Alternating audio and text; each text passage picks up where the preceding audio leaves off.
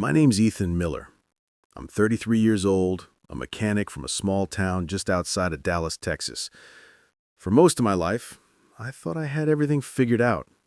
A steady job at the auto shop, a few good friends, and a woman I believed was my soulmate, Jessica. Jessica and I had been together for almost 8 years. We met back in college. I was studying automotive technology. She was majoring in interior design. She was bright, funny, and had that kind of charm that could light up a room. She used to tease me that I smelled like engine oil even on our first date, and I'd joke back that it was my signature cologne. We started out young and broke, but we built something real. Or at least I thought we did. We rented a small apartment together, shared bills, and made late-night runs to Whataburger when neither of us felt like cooking. When she got her first big job with a design firm in the city, I was proud, genuinely proud. She had dreams, and I wanted to be the man who supported them. I thought love was about showing up, doing the small things, fixing her car before she even knew something was wrong, surprising her with flowers on random Tuesdays, working extra hours when her credit cards were maxed out. She'd always tell me, "Ethan, you're the only person I can really count on." If only I knew how temporary those words were. The night that broke everything. It was a Friday in early spring, one of those perfect Texas nights when the air smells like rain, but the sky stays clear. I was closing up the shop a little late, making sure the last customer's truck was good to go. I remember getting a call from Jessica around 9 p.m. She said, "Hey, babe, you still at work?" "Yeah," I replied, tightening a bolt under the hood. "Almost done. Why?" "I was thinking we could grab a drink at O'Malley's when you're done. You, me, and maybe Tyler." Tyler, my best friend since high school. We'd grown up together, played football, got into trouble, helped each other move a dozen times. He was the kind of guy everyone liked. Loud, funny, always the life of the party. I didn't think much of it then. Jessica and Tyler got along great. He'd come over all the time for BBQs, game nights, or when he needed his car fixed. They joked like siblings, or so I believed. "Sure," I said. "I'll be there in half an hour." I never made it. The crash. I don't remember much of what happened next. I just remember the sound. Metal screaming, tires skidding, glass shattering. I was driving home on the highway when a drunk driver swerved across the lane. Everything went white.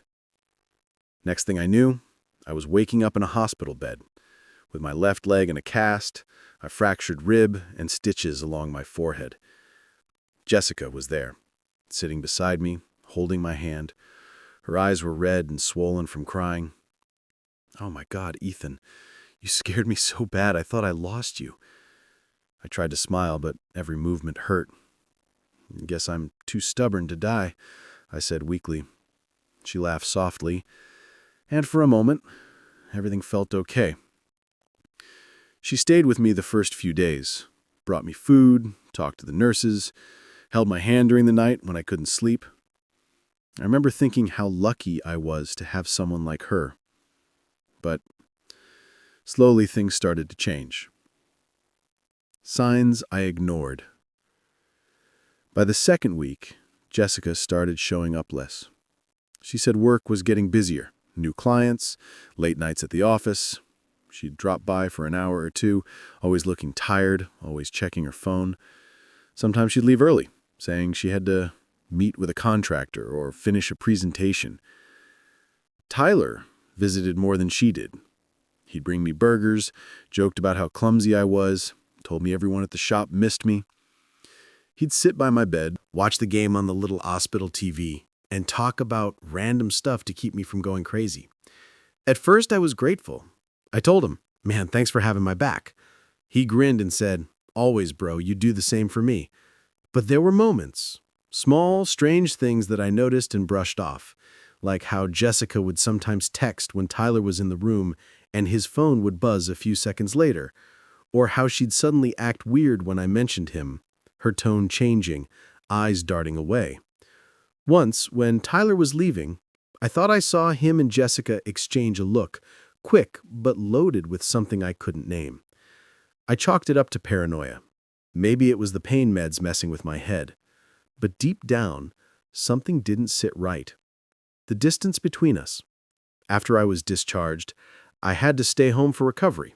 I was on crutches, couldn't drive, couldn't work, couldn't do much of anything. Jessica set me up on the couch, kissed my forehead, and said, "You just focus on getting better, okay?" I thought she meant it. But a few weeks later, she started staying out later and later. I'm with clients. Tyler's helping me move some stuff for work. I'm exhausted. I'll crash at my mom's tonight. The lies came wrapped in casual tones, and I believed every one of them because I wanted to. Until one night, I woke up around 2 a.m. The apartment was quiet, dark, except for the glow of her phone on the counter. It was buzzing with notifications. I shouldn't have looked, but I did. There were messages from Tyler. "Tyler, can't stop thinking about tonight." "Jessica, you're insane. What if he finds out?" "Tyler, he won't. He trusts us." "Jessica, stop. You're making me blush." My stomach dropped. My hands shook so badly I almost dropped the phone. The words blurred in front of my eyes. They were together. While I was in the hospital, while I was broken and bleeding, the two people I trusted most had found comfort in each other. The pain before the storm. I sat there for hours, rereading every message until the sun came up. I wanted to scream, throw things, destroy the phone, but I didn't. I just stared at it, numb. When Jessica came home that morning, she acted normal, smiling, asking if I wanted breakfast. I watched her move around the kitchen like nothing had happened, like she hadn't just shattered everything inside me. "Where were you?" I asked quietly. She froze for a second. "Work. Why?" "Work. Huh," I said, my voice trembling. "Or were you with Tyler?" Her face went pale. "What are you talking about?" I showed her the phone. Her eyes widened, and for a split second, I saw guilt written all over her. Then she switched, fast, into denial. "You went through my phone? Ethan, that's not what it looks like." "Then what is it?" "Because it looks like my girlfriend's been sleeping with my best friend while I was fighting for my damn life in a hospital bed." Tears welled up in her eyes. "It just happened. We didn't mean for it to. You were gone. I was scared, and Tyler was just there." I couldn't believe what I was hearing. "You were scared? You?" "I almost died, Jessica." She started crying, saying she was sorry, that it was a mistake, that she still loved me. But I couldn't even look at her. I didn't yell again. I didn't cry. I just said, "Get out." She begged, pleaded, said she'd end things with Tyler, that we could fix this. But there are some things you can't fix. The apartment felt cold and empty, not just because she was gone, but because everything that had once felt real now felt fake. Every memory we'd made, and every word of love, every forever she'd whispered to me, it all echoed like a lie. I spent the first week in silence. No music, no TV, just the ticking of the clock and the sound of my own breathing. Tyler didn't call. Of course he didn't. He knew what I'd found out. Jessica must have told him. And honestly, I wanted him to, because while he was probably out there thinking I was broken, I was quietly making plans. The quiet recovery. The doctor told me I needed at least 3 more weeks on crutches before I could walk normally again. I didn't care. I started pushing myself harder every day, hobbling around the apartment, lifting light weights, anything to rebuild my strength. Pain became fuel. Every ache reminded me of the crash. Every step reminded me of the betrayal. My neighbor, old Mr. Jenkins, would check in sometimes. "You hanging in there, kid?" he'd ask, holding a cup of black coffee. I'd force a smile. "Trying to." He'd nod, like he knew something deeper. "Good. Don't let pain make you bitter. Let it make you smarter." At the time, I didn't realize how true those words would be. Social media lies. One night, while scrolling through Facebook, something I hadn't done in weeks, I saw it. A photo of Jessica and Tyler. They were at some rooftop bar downtown, laughing, drinks in hand, dressed like they didn't have a care in the world. The caption read, "Moving on means choosing happiness. Heart. Hashtag new beginnings. Hashtag no regrets." No regrets. That phrase hit me like a knife. I clicked through more pictures. There they were at the lake, at a concert, at his apartment, smiling, kissing, living like the last few months hadn't been built on lies. And then something even worse, comments from mutual friends. "You guys are so cute together. Finally, it's about time you two made it official. Perfect couple." Perfect couple. I realized in that moment that people didn't even know the truth. Jessica had flipped the story, probably told everyone we'd broken up long before, that she and Tyler had just fallen in love. I clenched my jaw so hard it hurt. They stole my trust, they stole my peace. Now they were trying to steal my story, and that I couldn't let happen. Gathering evidence. Revenge wasn't going to be emotional. It was going to be strategic. I wasn't about to punch Tyler or key his car, no. I wanted something that would cut deeper. So I started small. First, I logged into Jessica's old iCloud account, the one she used before switching phones. She'd always used my laptop to back up her data, and she never changed the password. Her entire message history was still there. Photos, emails, notes. Every incriminating text between her and Tyler. There were hundreds of them. Photos I wish I could unsee. Messages like, "Can't stop thinking about last night. He's still in the hospital. We have time. I feel guilty, but I can't help how I feel." That one made me laugh bitterly. Guilty, huh? I downloaded everything. Screenshots, attachments, timestamps. I even made a few video recordings scrolling through their chats. Clear, undeniable proof. Then I went one step further. I called my buddy Marcus. He's an IT tech who helps with security systems. "Hey man," I said, trying to sound casual, "I need a little help with a phone backup situation. Can you clone some data from an old iCloud into a USB for me?" He didn't ask questions. "Yeah, easy. Drop by tomorrow." By the next day, I had a digital gold mine, a full record of their affair. The perfect opportunity. Around that time, I started hearing that Tyler was up for a promotion at the construction firm he worked at. Project manager, big raise, company truck, the whole deal. He'd always wanted that title. He bragged about it constantly. Jessica, on the other hand, was trying to build her social media brand. Interior design influencer, posting photos of rooms she didn't even decorate, pretending they were her projects. They both cared deeply about one thing, reputation. And that's where I'd hit them hardest. Testing the waters. One Friday night, I decided to pay Tyler a visit. Not out of forgiveness, I just wanted to look him in the eye. He opened the door, shocked. "Ethan, what are you doing here?" "Relax," I said, leaning on my crutch. "Just wanted to talk." He hesitated, then stepped aside. The apartment reeked of beer and cologne. Jessica wasn't there, thank God. We sat in awkward silence for a minute before I spoke. "So, how's life?" I asked. He shifted uncomfortably. "Man, I didn't want things to go this way. Jess and I didn't plan it." I raised a hand. "Stop. I don't want excuses. I just want to hear you say it." "Say what?" "That you betrayed me." He looked down. "Yeah, I did." For a second, I almost pitied him. Almost. Then he said, "Look, Ethan. Really care about her, man. You gotta understand." I cut him off with a quiet laugh. "Understand? No, Tyler. I don't think you understand what you've done." He looked confused, maybe even scared. Good. I stood up, my crutch tapping the floor. "You two enjoy your new life. You're gonna need it." And I walked out. The setup begins. The next morning, I created a brand new Instagram account under a fake name, @HomeTruthsTX. Then I started uploading. Not everything, just enough to raise eyebrows.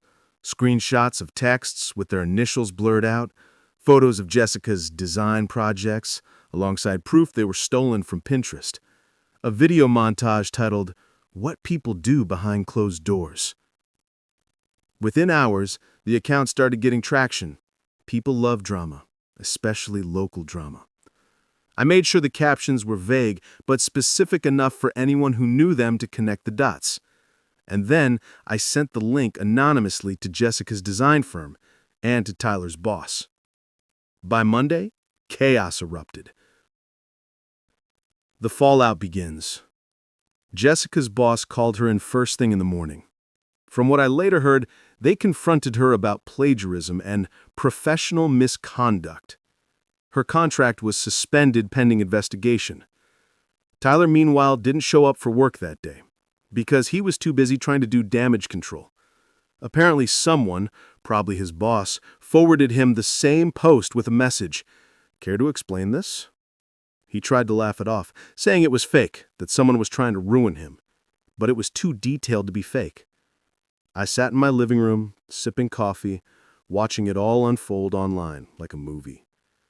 People started messaging me privately, mutual friends who'd once doubted me.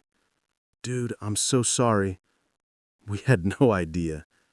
She told everyone you cheated on her. That one stung the most, that she'd flipped the story to make me the villain. But now the truth was finally out there, and I wasn't done yet.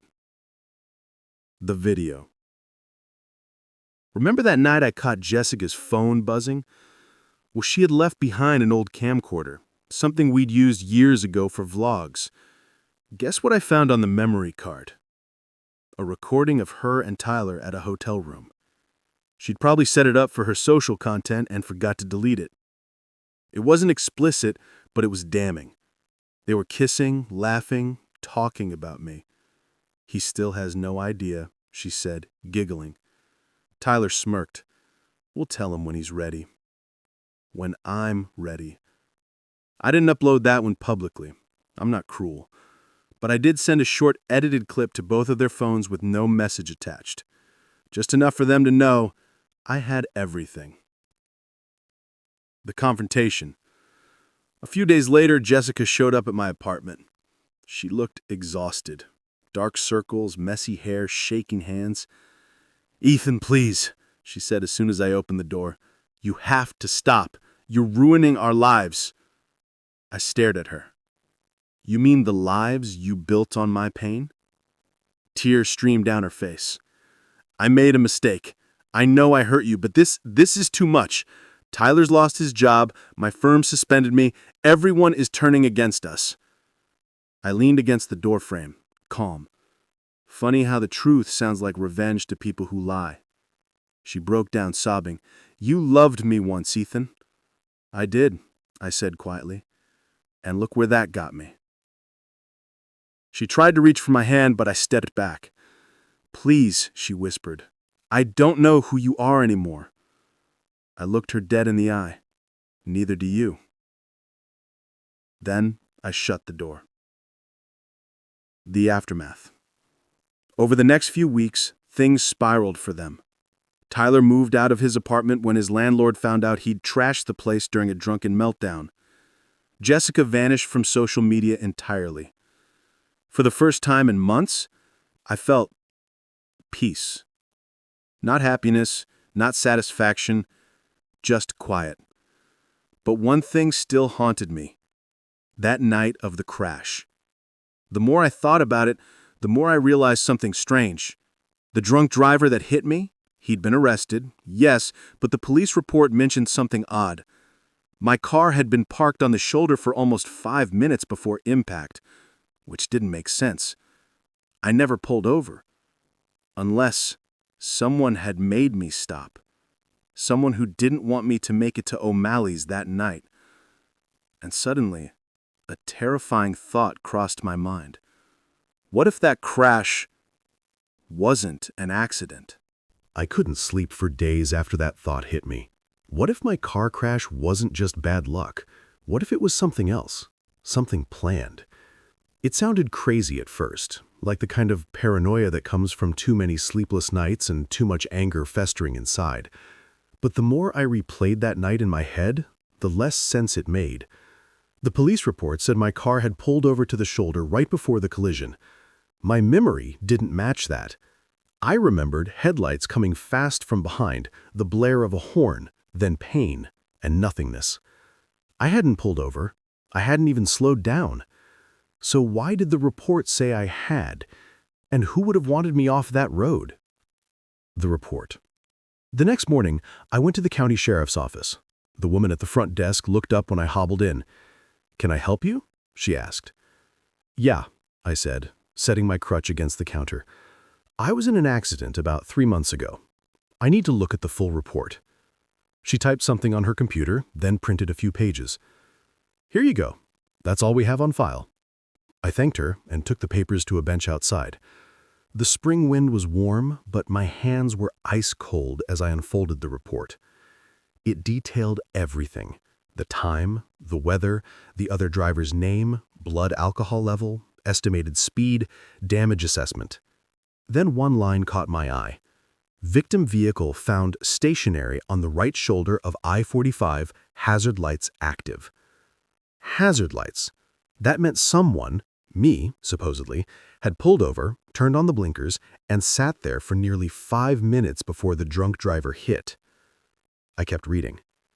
Anonymous 911 caller reported stalled vehicle at 9:27 p.m.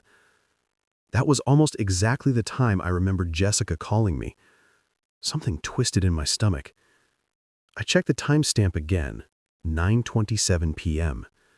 Jessica's call had come at 9:25, 2 minutes apart. A bad feeling.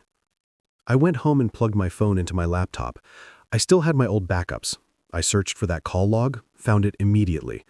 The call lasted 3 minutes and 12 seconds. She'd kept me on the phone long enough for someone to find me on the road. I didn't want to believe it, but the pattern was too tight to ignore. And if Jessica had called me right before I was forced to stop, was it possible she'd known what was about to happen? Maybe not directly. Maybe she'd just been part of a setup she didn't fully understand. Either way, I needed more answers, so I decided to visit the junkyard where my car had been taken after the accident. Back to the scene. The owner, a big guy named Gus, remembered me right away. "Damn, man, you're the one with the silver Mustang, right?" he said. "That wreck was nasty. You're lucky to be alive." "Yeah," I said quietly. "Mind if I take a look at it?" He nodded and led me to a corner of the yard. My Mustang sat there, mangled and half covered in dust, its front end crushed like a soda can. For a moment, I just stood there, staring at the twisted metal that nearly became my coffin. Then something caught my eye.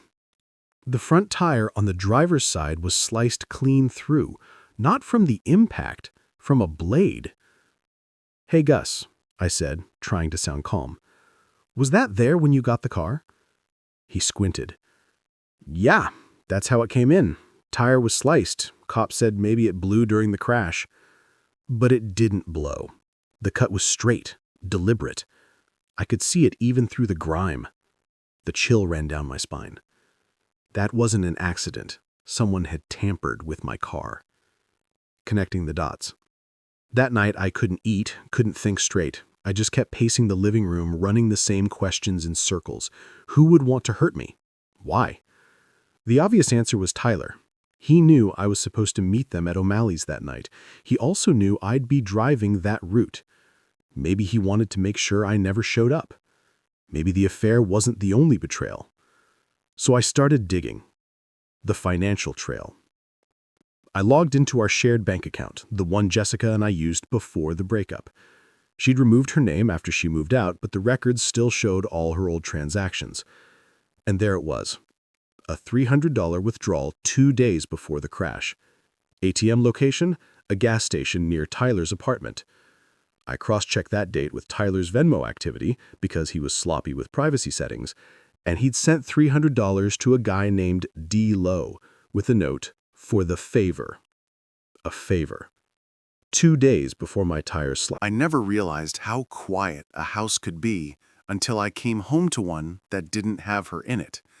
The silence was deafening. No music, no soft humming from the kitchen, no clinking of her coffee cup in the mornings. Just quiet. After the explosion at the restaurant, when I publicly confronted Chloe and Ethan, I thought I'd feel vindicated. I thought revenge would taste sweet. But instead, the silence crept in like smoke after a fire, thick, choking, and impossible to ignore. For days, I didn't eat, didn't sleep much either. My phone kept buzzing, friends checking in, coworkers asking if I was okay, my sister calling nonstop, but I couldn't bring myself to answer. Every time I looked at my phone, I saw her name in my contacts and felt my chest tighten. Even though I hated her for what she did, a part of me missed her. Not Chloe, the liar and the cheat, but the version of her I thought was real. The woman I fell in love with. The woman I almost built the future with. And that's what hurt most. She'd killed that version of herself the moment she betrayed me. About a week after the confrontation, I went back to work.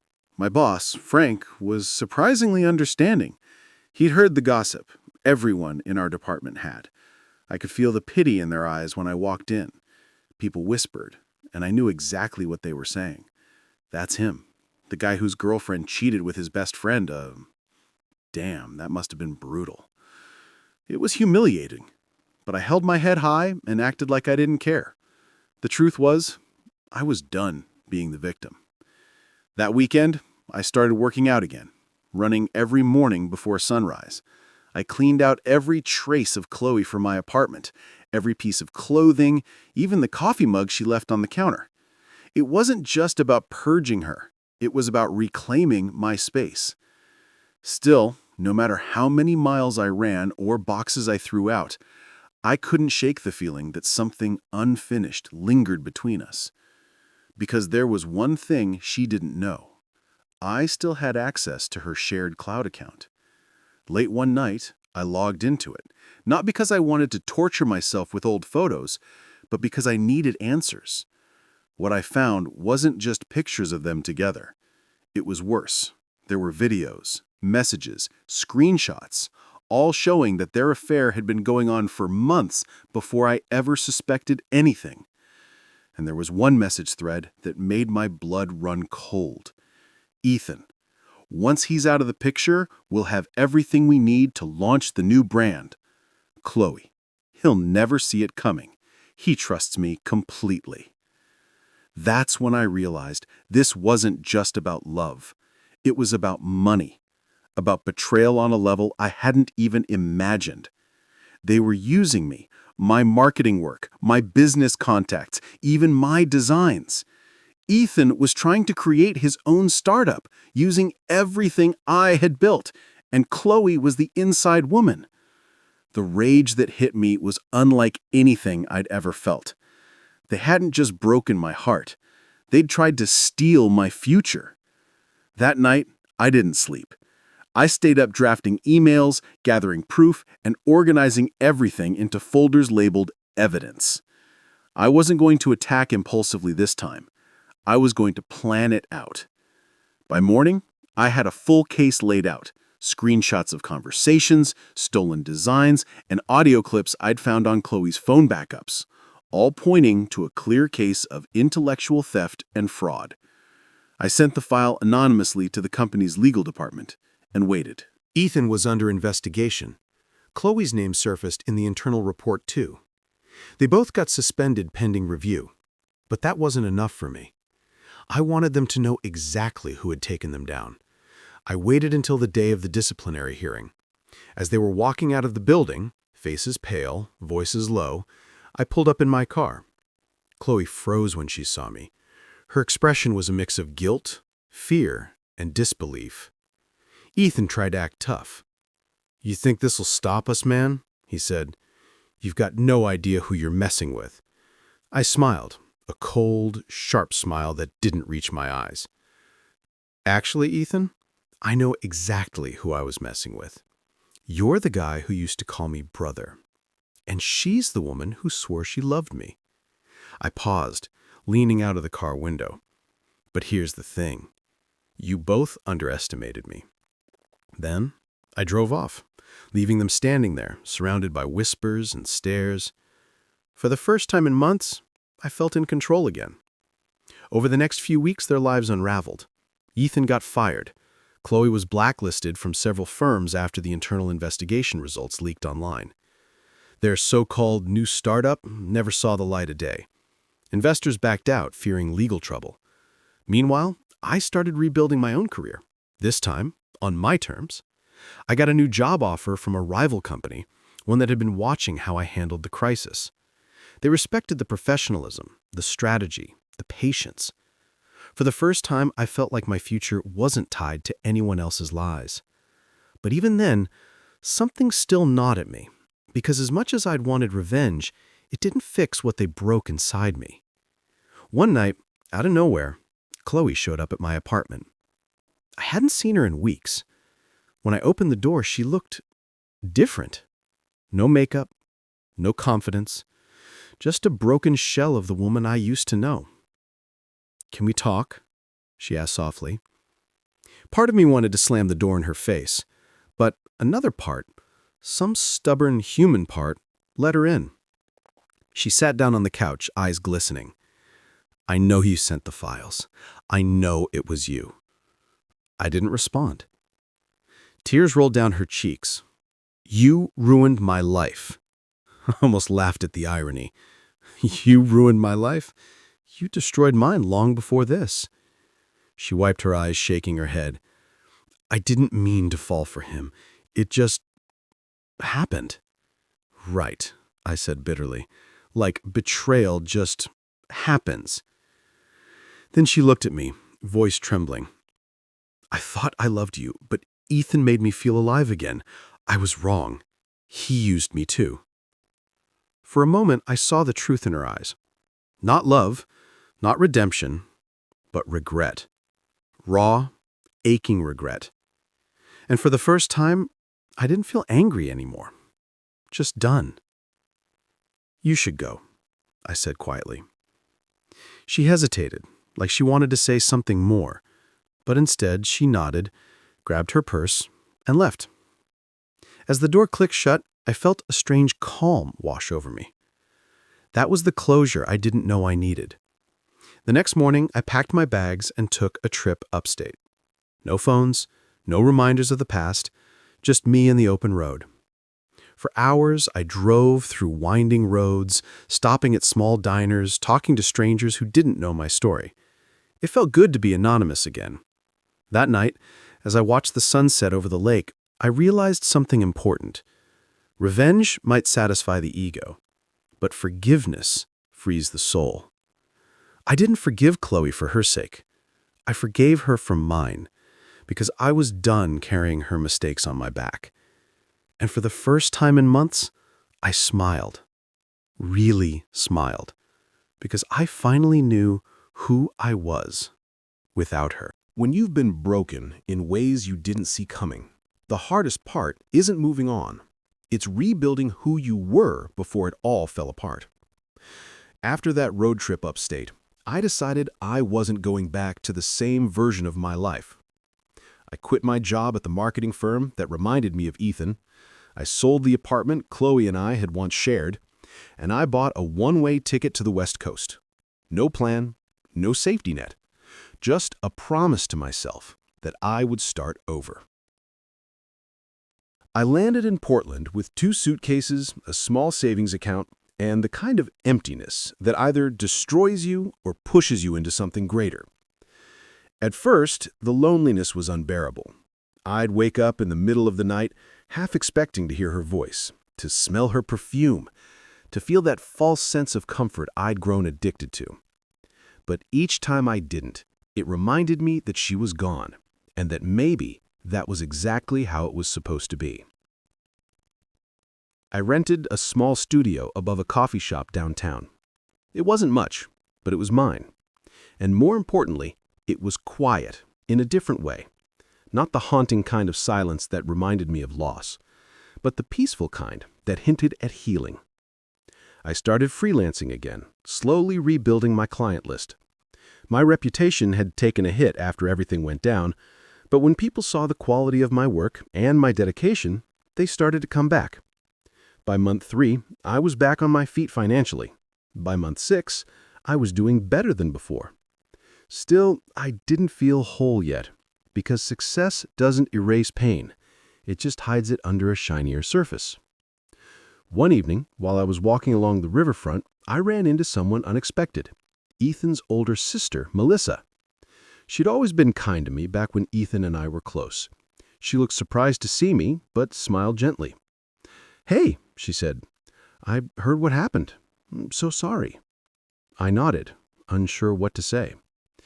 She hesitated before continuing. "You should know, Ethan's not doing great. He's drinking again. Lost everything. Even Chloe left him."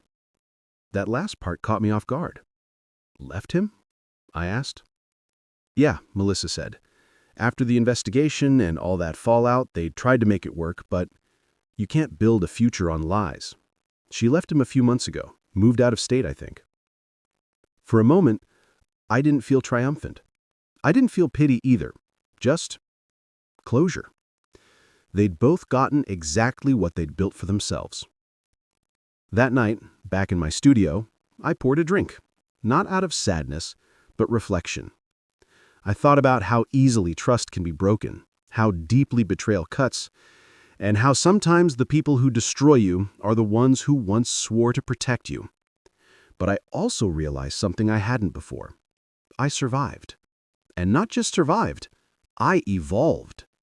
The man I was before Chloe and Ethan's betrayal, he was trusting to a fault, desperate to please, always putting others before himself. The man I'd become, he had boundaries, he had self-respect, and he finally understood that love without honesty isn't love, it's dependency. Months later, I started a new creative agency, this time fully my own. No partners, no hidden agendas. Just me, a small team, and a mission: to build something authentic. We called it Phoenix Creative because it symbolized rebirth. The agency took off faster than I expected. Clients came from all over the country, drawn by our story, our transparency, and our results. One day, during a major presentation to a new client, I looked around the conference room and saw my new team. Young, passionate, loyal. And it hit me. This is what freedom looks like.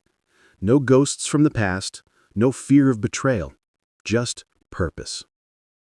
About a year later, I got an email from Chloe. I stared at it